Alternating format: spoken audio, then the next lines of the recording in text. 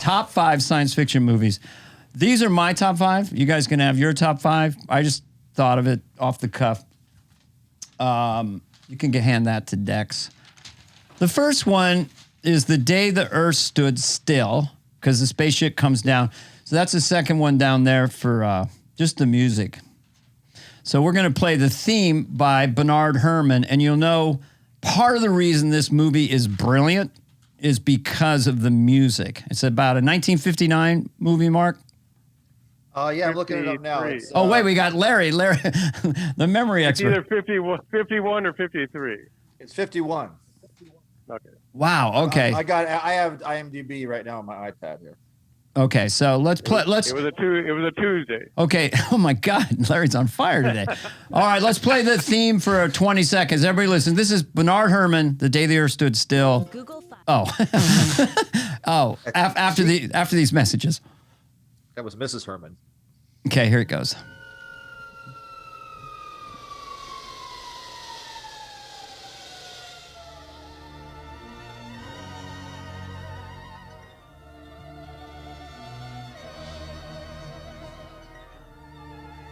Past, my darling, I have to kill you, and I don't know why. Sorry. Okay. I mean, come on, right? I would love that as I walk in my movie music ever. Bernard Herrmann. Yep. Yeah, he also did Psycho. Citizen Kane, Vertigo, Taxi Driver. Yeah, that's his last movie was Taxi Driver. Yeah. Yeah, he is the quintessential film music composer, Bernard Herrmann. Nope. Copied. A lot of people copy him. Okay, number 2 is Close. On my list was Close Encounters of the Third Kind, and a lot of it is because people say it wasn't. What? Pussy. Excuse me. Sorry. Well, it really broke a lot of. I'm just trying to be controversial. That's good. It'll blow up. I just can't see you. I can't see what your shtick is. I got a big screen. There you are. It broke a lot of Spielberg kind of techniques, like the cute little boy when the aliens were in the area and all the machines came to life. I don't know if he's the first to do that, but it was a pretty potent thing. And then the music in the end. I don't know what I pulled up on it, but let's see. This is best. Oh, wait a minute. You said Close Encounters? Yeah. What did you think? Oh, I thought you meant E.T. I'm sorry. Oh, I know that's totally a senior moment. Close Encounters of the Third Kind. You mean E.T.? No. I'm sorry. I should not. No, they sound a lot alike. Not do an edible before a podcast. That's my new. Oh, none of us got the memo. Hello. Yeah. So, no, E.T. Don't want to hate on a movie. I tried to watch it a couple years ago. It just didn't hold up for me. Right. But at the time, I thought it was brilliant. But so, kid's amazing in that movie. Yeah, the kid is amazing, and the spaceship at the end, and just dun dun dun dun dun, just that theme. Richard Dreyfuss. You got Francois Truffaut. Oh yeah. This, when he's got the mashed potatoes, he's making the mountain. Come on, you don't see that every day in a movie. Devil's Tower. I believe Francis climbed Devil's Tower. Yeah. Right after Kilimanjaro, just because he had it down. It's possible. Yeah, okay, he is a mountain climber. So then I go. This is going down. Okay, Aliens, number 3 all time on my list. Aliens. And we have a real short scene of Sigourney Weaver at the end when she's in the big mechanical machine and she's challenging the alien that was going after her surrogate daughter. It's a quick scene. The quickest one. Okay, this will be more. Whoa. Let it play.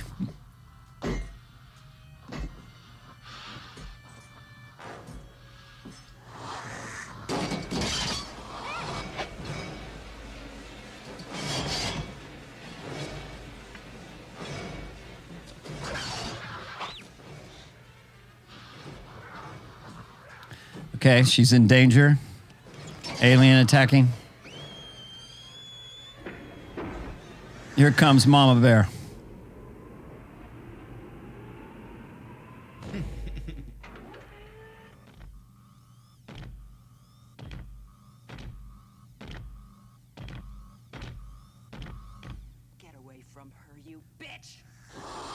Yes, mic drop.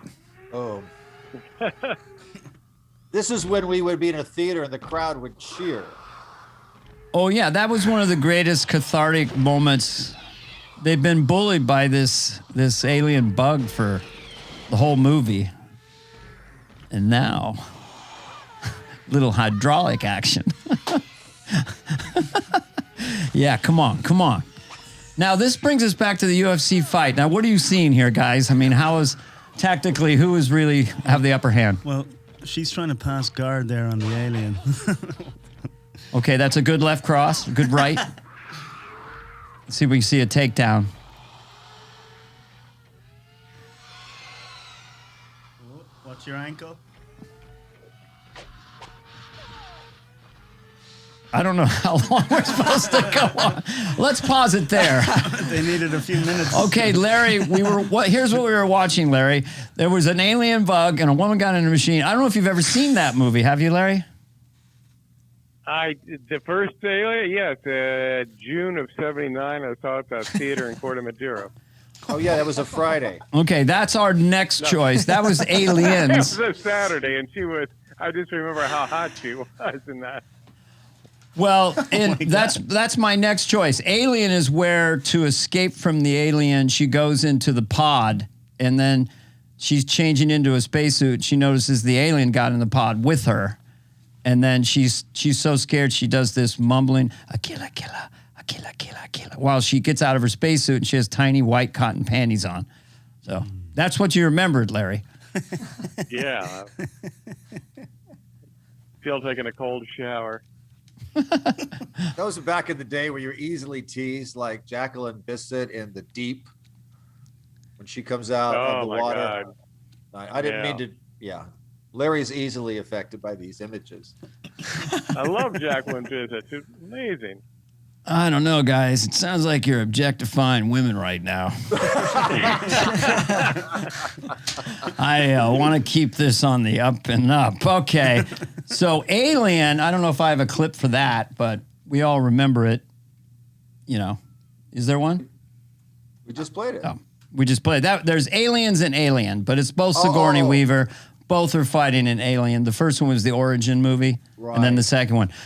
So my all-time #1 spaceship sci-fi movie, guess. Has a 2 in it, has a 0 in it, has a 1 in it. 2001, ladies and gentlemen. Of course. If you're friends with Dana and don't know that, then you're not friends with Dana. Here's an interesting story, which my brother Mark said was okay to say. My oldest brother, Mark, was in New York in 1968. Oh, no, he was in Berkeley, whatever. So they said, you've got to smoke weed before you see 2001. He was really excited. It was all a movie. He goes there.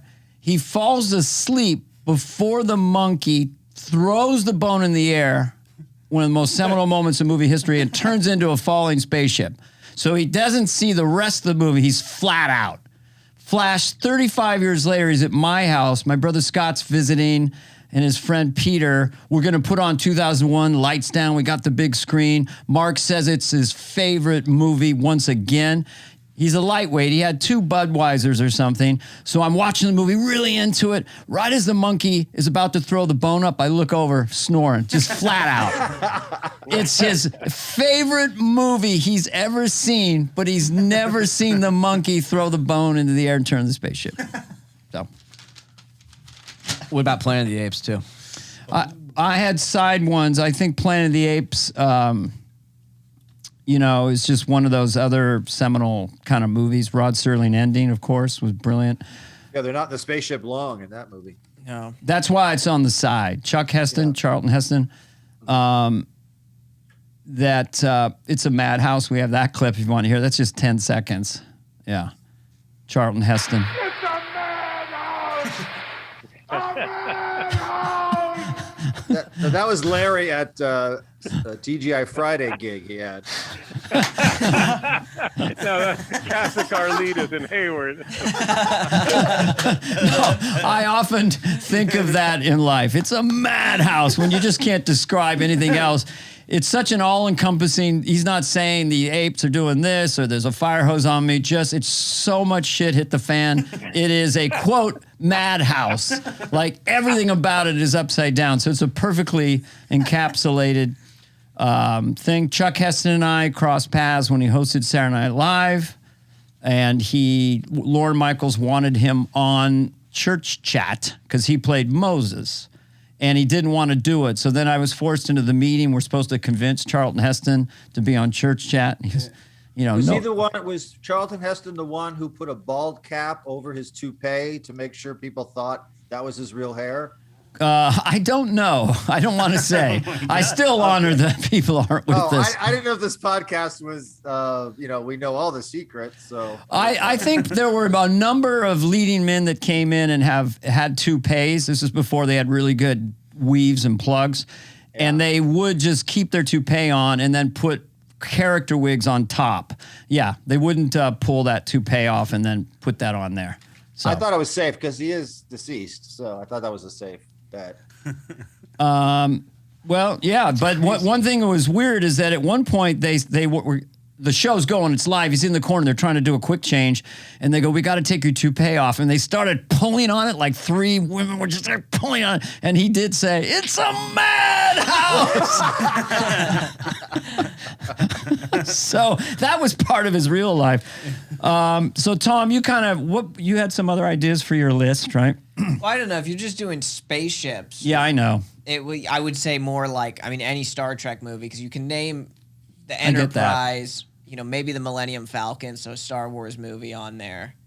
Is there a Star Trek movie? Because again, Star Wars too, but I like Star Trek better personally. Star Trek movie that stands out as the best one, Tom? God, all of those movies are kind of garbage, honestly. The Star Trek movies. Yeah, a lot of people like the one set in San Francisco present day because there was a lot of ways you can get some humor out of that. Oh yeah, that one was kind of cool. Yeah, the one with the whales. Yeah, that one was fun. Yeah, they were okay. It's just always hard to compete with the original series and the storytelling. I can't believe how bad it sucks. Sorry, my Kevin Pollak. Prometheus, Moon. Apollo 11, but it was a docudrama. I thought was brilliant. Yeah. I'm kind of shocked, Dana. You have not said one of your favorite sci-fi movies of all time. Maybe because the spaceship was miniaturized and shot into the body of the president of the United States. And I'm talking about Fantastic That's good. Voyage. That's good. Fantastic Voyage. Yeah, with Donald Pleasance, who also has had a shaven head and was in the top of the spaceship. If people haven't heard about this movie, they shrunk people down to the size of a pencil and injected them in to do surgery. It was Raquel Welch was in that movie. Right. I think they're trying to remake it now with Benicio del Toro. And but because you don't have a clip, I would like to do Donald Pleasance dying in that movie where the corpuscle comes down on top of him. Okay. And he says, can't move my hands. I can't move my hands. Get me out! I remember that movie. That's a good one. I can't move my hands. Can't move my hands. I can't move my hands. Because he's trapped, and then the corpuscle gets him. Larry, when was that movie made? 1966, I think. Let me check. Let me see. I had that on there. Okay. Can't move my hands. It is fantastic. Hold on. I've never heard of Donald Pleasance getting killed in. I did a movie. Yeah, 66. I remember that. Remember when the algae or I saw that with my mother. So that's 66, which means I'm 8. And they cling to Raquel Welch's body, and she's got this white, really tight outfit on. And they're clinging to her body, so they have to rip them off her body so they're touching her breast. And all I remember is my mom next to me doing this. she was just like, oh God, he's seeing this is sexual, I did a movie with Donald Pleasance, Halloween 2. And he was on the set that night, and it was with Jamie Lee Curtis, and I played part of a news team. And I remember, I don't think he had an assistant with him. And he said, when is our call time? I can't find our call time. No, I'm just doing it. But That's pretty good, though. That's pretty good. well, I'm just learning from you. The best way to learn from the president is to do an impression for the president. Well, don't say the H in hands, and then you got like, got my hands. Got on my hands. Can't find my catering. Where's my light? Yeah. That movie holds up, though. It really does. You know my story about that. I didn't know you get cut out of movies. I was in the movie. I had all my friends go to San Francisco to see me in Halloween 2. I had like 3 lines, part of the news team covering the murder. And we were at the Alhambra Theater in San Francisco.